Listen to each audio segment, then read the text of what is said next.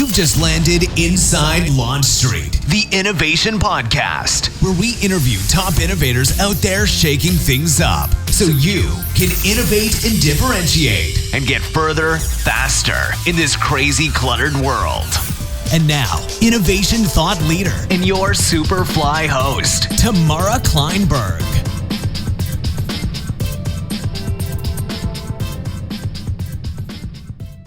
All right, everybody, super excited for today. I am here with Melissa Gonzalez, and I actually reached out to her because I heard her on a podcast, and I thought that her expertise were so valuable to our community that I wanted to have her on. So she is a retail strategist and pop-up architect. She is the CEO of the Lionesque Group and author of The Pop-Up Paradigm, How Brands Can Build Human Connections in a Digital Age. I think something we all need. Following a period where Gonzalez juggled both a Wall Street career at Credit Suisse and co-hosted BET's Latin Beat, she has become the go-to retail and pop-up architect for brands looking to either launch their brand, test new markets, or insert their brand into strategic conversations. Beginning with the vision of the branded experience, Melissa guides clients throughout the entire life cycle of the pop-up experience. She and her team have produced over 100 pop-up stores since 2009, probably some that I've been to, so I'm kind of excited to dig in. She's also the chief pop-up architect, 22 City Link, Virginia's first ever smart city, and is the co-founder of The Market at the Roger Smith Hotel, a renovated and innovative space for pop-up retail, which has grown from 1 to 4 storefronts since inception in 2010. Outside of helping clients exceed their goals, she's a regular contributor on ABC LA Radio and is one of IBM's Retail Futurists. She has been awarded Retail Touchpoint's 2015 Retail Innovator of the Year, the Wall Street Journal's Donor of the Day, one of the top 20 most inspiring people in New York City, and one of the top 100 young CEOs via Our Times White House Initiative. Her clients' works have been awarded the Clio Image for experiential engagement and the New York Design Award for branded experiences. Now, I don't know if everybody in our community knows what all those things mean, but I do because I used to work in advertising on Madison Avenue, and it's pretty impressive. So, Melissa, thank you so much for joining us. Thank you. Thanks for having me. So why don't we start with, because it's not something you see on a business card every day, how did you become a retail experience expert, and what does that really mean? To be honest, I came to it kind of as an experiment. I had left Wall Street wanting to pursue more creative endeavors, and a friend who became a new friend in 2009's family owns the Roger Smith Hotel. And he said, we're looking to do something experiential here. Do you want to partner with us? And it was just good timing. It was at a time in my life where I left Wall Street and I had an open mindset and a little bit of a nest egg. So we experimented. We experimented for 4 months. Brands paid me in clothes because we weren't sure what was going to work. And by that January, we were renovating. And from 2009 till today, I've really been entrenched day to day in the evolution of retail.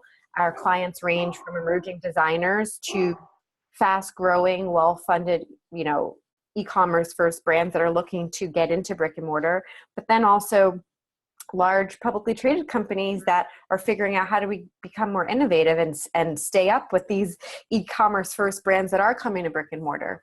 So that's kind of, I guess, how the expertise came to play, because for so many years, this is what we were doing day to day. So what do you think makes pop-up retail experience so powerful for big brands and for little ones too, right? So we have entrepreneurs and entrepreneurs in our community. And, from your experience and the hundreds that you've done, what's in it for them? Like, why does that feel and become so much more innovative and powerful than maybe traditional retail? Not that that can't be, but it's different.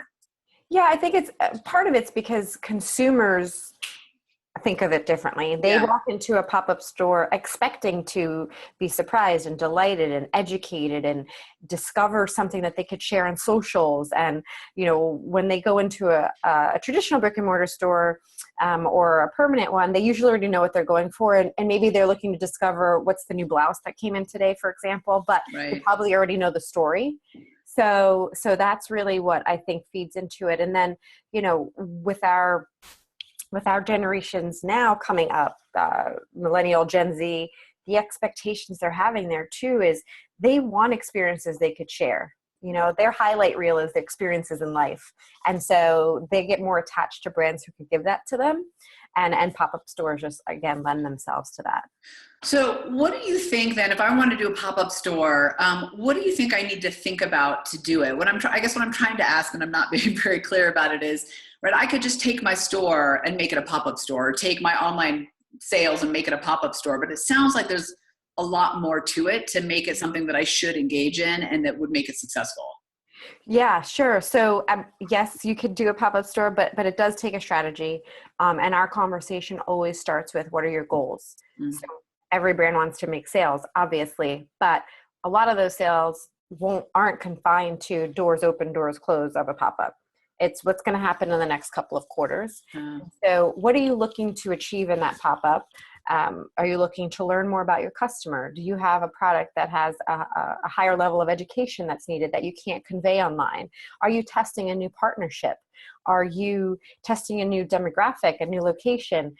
Do you have one new product line that's launched that's maybe a little different than what you've done in the past that you want to introduce in a very targeted conversation? And if you do that in a pop-up store, then you can build the whole story around that. So you really want to dive into that first, and that will inform a lot of the other decisions. So it sounds like, if I hear you right, that it's not just, I should say, a sales strategy, but it really is an experimentation strategy, as well as all the other things it could be. Absolutely. It's a very engaged, vocal focus group for your brand at the end of the day. I mean, there's so many touch points. And if you really create these moments that encourage engagement in store, you have so many opportunities to build your relationship with your customer and to learn more about them. So here's my naive question, but I'm going to ask it anyway. Mm-hmm. Does a pop-up store have to be in a mall? Because we're shopping so differently today, right? So or in a pop-up experience is really probably what I should call it, right? So where can I do that and have a high impact? I guess it kind of depends on my strategy, but. It depends a bit on your goals and your target market, what you're looking to test and learn, and some locations are going to make more sense than others. Yes, mall groups are much more open-minded now to pop-up stores, and they are proactively dedicating space for pop-up retail, but you're seeing it across locations. Airports are doing it now. There were a number of pop-up stores in Houston at the Houston airport during the Super Bowl. Right? So some of those, but it could be a mobile pop-up where you're going from city to city. You can do a pop-in shop. Maybe you're not ready yet to take on your own store, but you can do a pop-in of a couple hundred square feet within an existing store where the customer alignment makes sense. So there's a lot of different forms in which it could take, and it's really just about what you want to achieve and somewhat about your budget, of course. Yeah. So you've produced well over 100 of these. What do you think are the key things for making it work, for making it successful? I think that there are a number of things. So once you've gotten past that goal conversation and really understanding your target and what are you going to use the space for? Is it going to have inventory? Is it going to be a shoppable showroom? What other things do you plan to do in the space outside of just selling product? Do you plan on hosting events? I mean, all of that will impact the size space you need. Right. So you really want to think of that up front. And then you want to try to plan it out in enough time where you're not selling yourself short of planning all aspects of it. So it's the location, it's the design that's going to further tell convey your brand's DNA and help you achieve those goals. But it's also what's going to be the marketing strategy for your store. And depending on what channels you're going to use, those take time to plan too. So is it traditional media outlets? Is it a social media campaign leading up to it? Are you going to want to plan in-store events with partners to keep the buzz going throughout the pop-up? One area that I feel a lot of people are surprised in how much money and time it takes is investing in your store staff.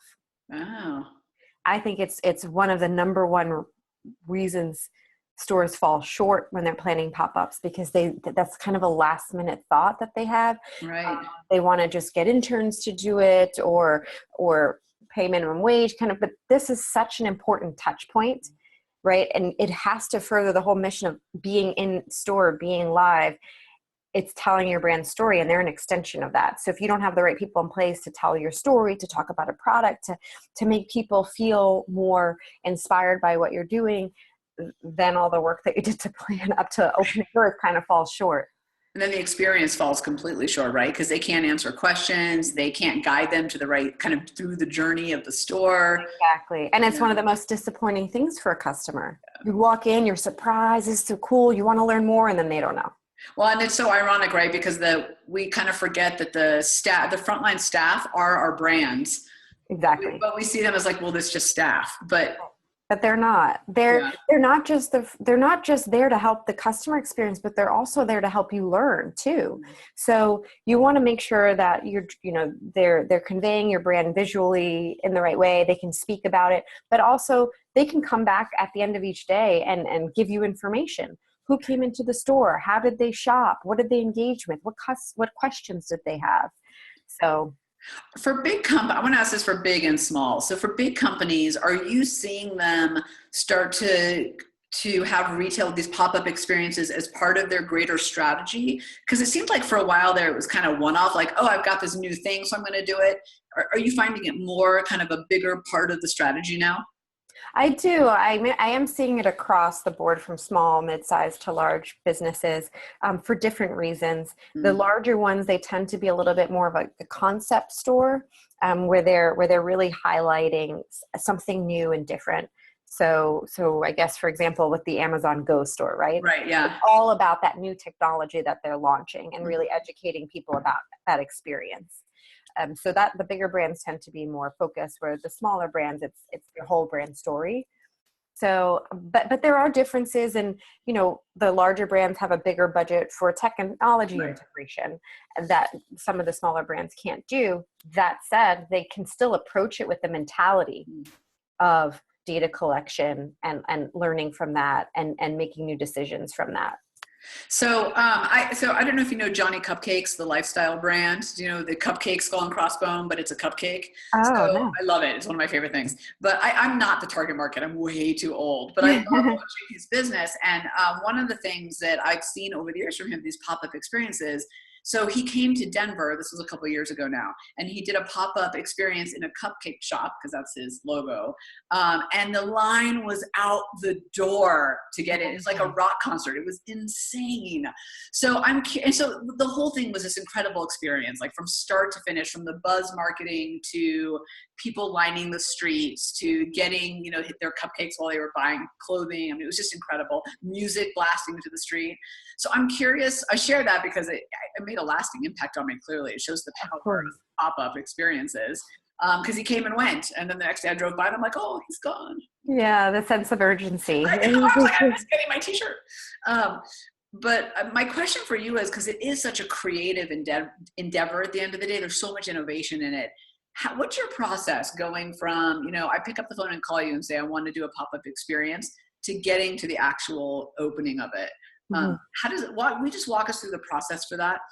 Sure. Yeah. So the first ideation call really dives into those goals, dives into your target customer, and us figuring out, the inventory and all of that, and budget.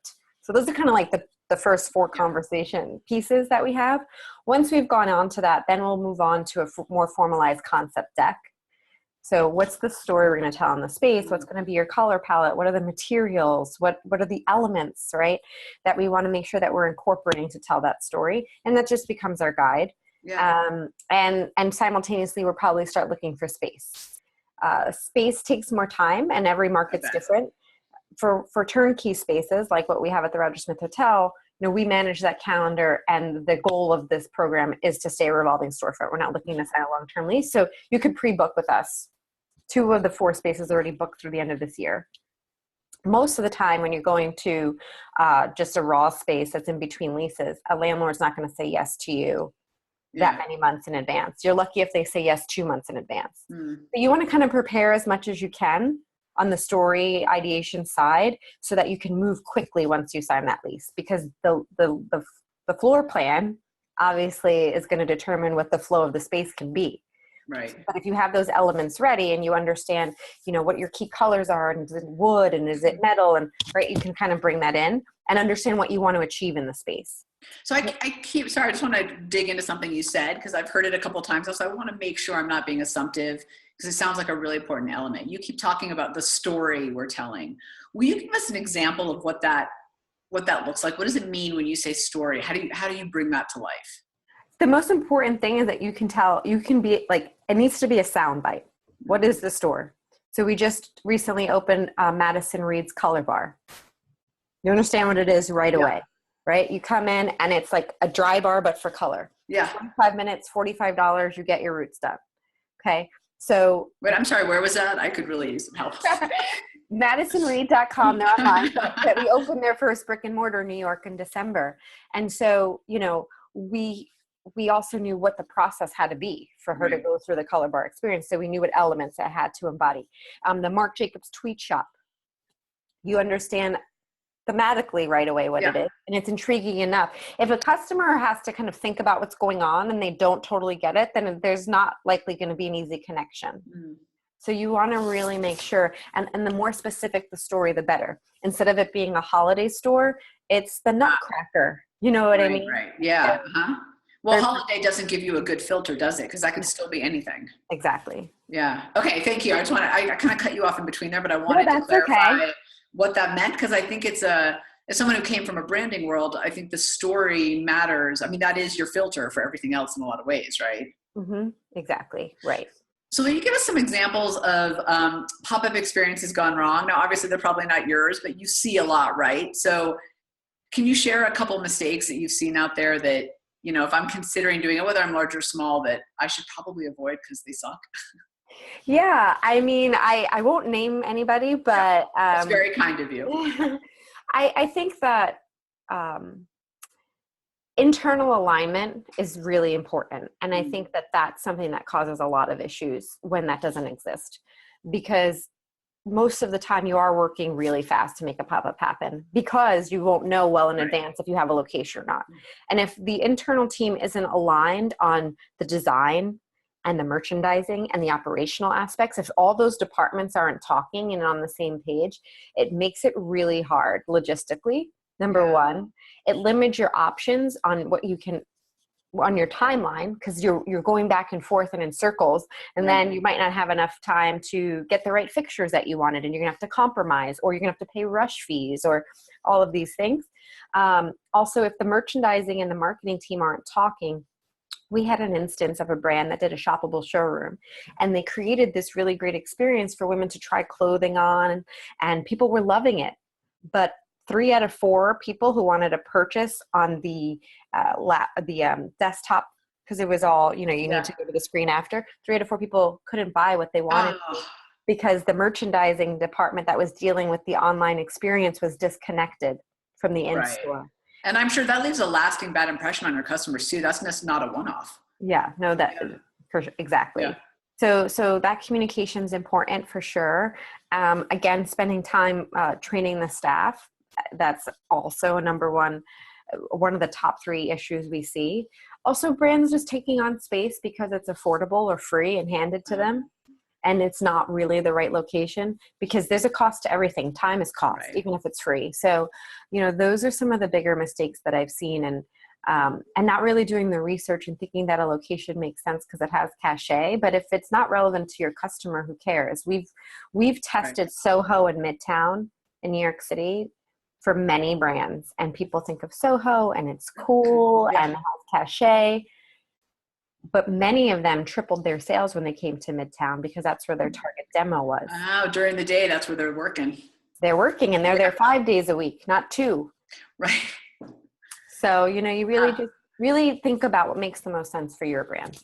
So what are some of the goals that make sense? I've heard you say things beyond sales, like, you're launching something new, you're testing out a new product, you're testing out a partnership. I think was the other one you mentioned. What are some of those goals that, if I have those goals, perhaps pop-up experience is the right thing for me to consider? Yeah. So those goals, so we said testing new location. So you could do A and B testing, like brands that did Soho and then Midtown. You might have a new technology that you're integrating into your platform, and you want to make sure, you want to see how that works. Just testing that online, offline experience. Some brands have different sales models. So for example, J. Hilburn, their sales model are all their personal stylists. So their pop-up had two purposes. On the B2B side, it allowed them to onboard more personal stylists. Oh. Because they, give them an opportunity to recruit. And then on the B2C side, stylists that existed could make appointments with customers, and they were able to upsell more because they were able to show them how they could style and layer pieces and things that, they might not be able to understand as well online. Yeah. So that's another one. The Real did a pop-up with us last year, same kind of concept, because they have consigners. Right. But then they also have people who buy. So people could learn about the consigning process, join, and then other people could shop. So it was a good way for them to test too. Did it resonate with both sides? What worked better than others? Was this a good, avenue for us? I love what you're saying here, because so I'm in the space of innovation and thinking differently about things. And I love that, for what I'm hearing from you, if I hear right, is that you have a lot more room to play and experiment in this type of situation, because you're not signing a lease, because you're not committing to inventory beyond, small, because you've got hopefully people on the ground who are maybe collecting research as well as dollars, if that's part of your goals, right? So it sounds like there's just a lot more room to play and maybe even try out new marketing ideas and new innovations that, you're not ready to take to market because you don't know yet. That's right. And I think depending on what you want to learn, large brands like a Marc Jacobs or Sally Hansen, we did their activations. To do a 4-day pop-up made a lot of sense because they already have a huge following that they can activate to come in store. Most of the time, it's not enough time for a brand to learn. So really think about the timeline that makes sense too. I like to recommend no less than a month, because it gives you time to learn. It gives you time week to week to see what changed. Did you re-merchandise the window and that impacted traffic? Right? What patterns did you start to see with days of the week? And so giving yourself that time to be in there long enough to learn is important too. So you said activation. So let's back it up a little bit to the marketing of it. So you throw up a pop-up somewhere that's right, and you've got these goals, you've got great people and an incredible experience and the right story, right? Everything works. Yeah. But how do you get people there? What are some of the things that you've seen or done that's really worked to help get the traffic going? Sure. So a lot of that will depend on what stage the brand is. For example, Marc Jacobs, what they did that was smart was, it's a coveted brand. They launched their store during Fashion Week, where people want to be part of the Marc Jacobs conversation but can't get in the runway show. And there was no barrier to entry. It didn't matter how many followers you had. All you had to do was participate. You come in, you take a picture of something in the store, you post it with the hashtag, and you show the tweet counter that you did that, and that's how you paid with product. God, that's great. Simple. Did that just must have blown up all over? It was viral. Of course, they kickstarted it with their influencers and celebrities. Right. So between already having a following, having those influencers, and it being so easy, was a perfect mix. Other brands don't have those advantages. So you want to be strategic and think, okay, what traditional publications might make sense for me, and be really targeted and make sure you have all the assets prepared so you make the reporter's job as easy as possible. Right. Think about your social media strategy and what channel makes the most sense for who you're going after. Have teasers leading up, start telling your newsletter following, this is coming, mark your calendar, make it feel special. Maybe your top shoppers get invited the first night and they become your ambassador. VIP thing. Exactly. Make them feel special. They're getting the first look. And think of that in-store event strategy, especially if you're there for a month, because your opening reception is going to be your friends and your family, and it's going to be packed and you're going to feel on top of the world. And then there's the next week. Yeah. So, you're like, where's everybody? And there's a lot of ways you can do it. It's not always about quantity either. And it depends on the size of your space. One brand that we had that was so successful is she had a pretty good mailing list, and she would just target 25 women every Thursday and invited them for wine. And because it was so personal and they felt like they were with their friend, the designer, 90% conversion rate on sales. They were all inspired to support her, and they felt it was a compliment to be invited. So there's that approach. Or maybe you partner up with organizations and brands that make sense. So if you sell professional dress wear, does it make sense to invite a group like Elevate or something, right? And you give them a night in, maybe you have a panelist and you serve wine, and then all the women get 20% off that night, right? So you give them a little added value. Exactly. It's kind of the 1 to 1,000,000 approach, I guess. Yeah. Yeah. So you really want to think of that. And for some products, street marketing still makes sense too. Yeah. And sampling. And we did a pop-up for a flower client, roses. They sold roses. And we gave away roses at lunchtime with a little saying. And it was intriguing. And who doesn't want a rose? And then they came to visit the store to learn more. So yeah, there's a lot of ways that you can be creative, even if you don't have a huge budget. And you probably made a lot of girlfriends and boyfriends very happy when they brought those roses home, I assume. Yeah. Who's that from? Yeah. Hey, wait a minute. Well, actually, there's 2 questions I want to ask. So the first one is, and you shared a lot of examples, so maybe you've already covered it, but do you have 1 or 2 that were just your absolute, from a creative and success perspective, your favorite stories? Sure. I have favorites for different reasons. Marc Jacobs will always be one.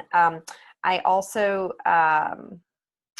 we did one for Carbon 38. It's a athleisure brand based on the West Coast, and we did their store in the Hamptons this summer. It was their first brick and mortar, and they are so successful on the visuals on their site. They have such beautiful, inspirational lifestyle photography shots.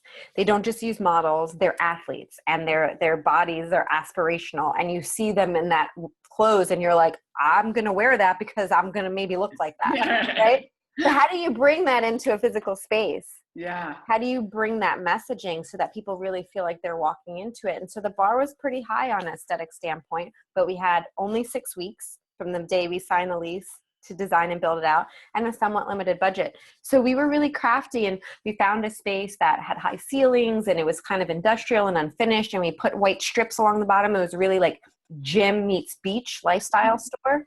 And they did better than break even, so that was one that was great. And just to see women walk into such a brand that had such a coveted people, oh my gosh, this is here in person, and they so that was fun. Penguin Random House, we did a pop-up with them in Puerto Rico. That will always be one of my favorites because I didn't realize that when Borders closed, that was one of their top 2 performing sales locations in North America. Oh, I didn't know that. Huh. So the void in that market for access to books is huge. There's little stores, and Amazon Prime there isn't like Amazon Prime here. So it's not like they're just going to order and get a book. And so Penguin partnered with local distributor to change that and enable people who went to that bookstore to have full access to their library. And if it wasn't available in store, they'd ship it to them in 2 days. And, we did it in a mall. We had to translate a space very quickly, a GameStop, into a store that was inspirational. So we made it an adventure store. That's a big shift. Yes, it was. We had to we built it into an adventure store. We put zip lines from front to back and carabiners, and we hung books and, with a big grass wall in the back and bungee cords. And because every book is an adventure. Yeah. And the amount of people that stood outside waiting for doors to open, and the sheer joy that we saw on people's faces, like genuine joy to touch and feel and hold a book, and books that they couldn't have access to. And we're talking from preteen to 80 years old. Amazing. And they sold a couple hundred books the first day. So that was great because it was disrupting a market a little bit by bringing in the technology. It was enabling distribution that didn't exist. And there was a storytelling aspect, but you feel like you made a difference. So it was really nice. That's really cool. So, I know that I've no doubt you have tricks up your sleeve and things that that work. Yet on the other hand, each brand has its own vibe, right? And each company has its own goal. So where do you personally get your innovation, your inspiration from to be able to kind of bring those 2 together to come up with something amazing?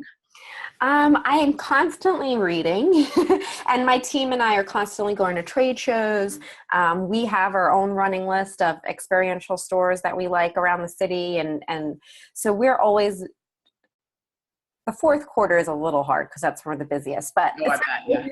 you know, we're trying to go to trade shows, not just for design and fixtures but also technology and experience. And so between reading, going to conferences, seeing what others are doing. And also I think we're at a little bit of an advantage because our clients cross industries. So we work with food, we work with luggage, we work with mattresses, we work with apparel and fashion, we work with wellness. They all have different things that they bring to the table, and they're all a little bit innovative in different ways. So kind of bringing the best to other industries is great. And that's really helpful as well. And I'm always on Pinterest and Instagram and all that. I appreciate that you said that, though, because I'm in the same boat. I work with, you know, everyone from healthcare to libraries to CIO groups, and I actually love it because something that I've learned over here, I can apply in some way over here, and I think that just naturally makes you a little more innovative because you're just connecting you have so many dots to connect at the end of the day. So it's very cool that you work across a lot of industries. Yeah, it's interesting because what the sneaker industry is doing, there's they're so advanced in certain things versus, you know, food. And so it always keeps it interesting for us. Who do you think are the most advanced in that, just from being innovative and out on cutting edge of how to deliver product? I know you said not apparel, you said shoes, right? I do think the sneaker industry stays ahead of that. I think, you know, they sell aspiration. Which probably helps. And, you know, the Nikes of the world have big, deep pockets. So that helps too, but also the product. So for example, 3D printing it doesn't translate for everybody, but if I can 3D print and customize the sole of my sneaker, that makes a ton of sense, right? So cool. Right. So I think I do think the food industry is starting to get a lot more innovative in how they're approaching selling product. Even the supermarket industry is. Yeah. And Amazon Go will probably push that a lot, but, and I think the beauty industry, like the Sephoras of the world, are really getting savvy with integrating technology to educate and understanding that there's this opportunity to really grow a relationship with you, to be your friend. If you see them as the partner in your life to help them find the right shades for your complexion, and also remember how they helped you. So they have, you know, recorded mirrors now. So if you work with a consultant who does your makeup, it takes little snippets and then it emails it to you. So you remember how you contoured your skin and how you made your eyes look bigger, and right. So just rocked my world. I did not know they did that. And I love Sephora, but every time I go to get any makeup anywhere, and then I go home and I look like a clown, and I'm like, how'd they do that? But if they make you feel more confident that once you take it home, you could still do it yourself, then you're going to be more open-minded to experimenting. Yeah, that is brilliant. I did not know. I haven't been I've become an online shopper, so I did not know that they do that, but I will be back into Sephora now. So little plug for them. Melissa, this has been so great. A couple last questions. First of all, what advice do you have for anyone who's listening to this in our community or watching and thinking, oh, pop-up really needs to be part of my strategy? What's something they need to be thinking about or doing just to take that initial step? Yeah, I think, you know, think about why you think it should be part of your strategy. Think about where. So some of the advantages you have as an online company is, where is your strongest market? I would start there. Because you know, right? So, and then if you sell something, what's your strongest season? It will bias data a little bit. Obviously, we did our pop-up for a Rose client in February. It's going to bias data because it's Valentine's Day, but also you're getting to activate when your audience is going to be the most captive. Yeah, I was going to say when they're actually caring about your product, because why go after them when they're actually not even in the mindset of your product? Exactly. And I would say steer clear of December unless you already have a following, because at that point, people are either looking for sales or they're probably buying brands they already know. Right. I'm just going to pause there and say that's a great piece of advice. I know many entrepreneurs who want to take advantage of the holidays by doing a kiosk or a pop-up, but it is crowded and you kind of forget how crowded it is. So that's great. Thank you for bringing that up. That was great. Okay, good. So where can people connect with you? How can they learn more, reach out, follow you? Sure.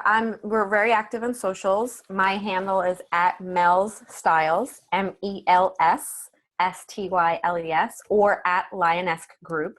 And then you can email us through our website as well, lionesquegroup.com, and we're pretty responsive. Excellent. So last question is, what's one thing people would be surprised to learn about you, a personal hobby, passion, experience that would make me go like, what? I mean, I guess I'm not as much anymore as a new mom, but I'm more adventurous than people would think. I have a scuba diving license, a motorcycle license, and I skydive with my dad sometimes. What?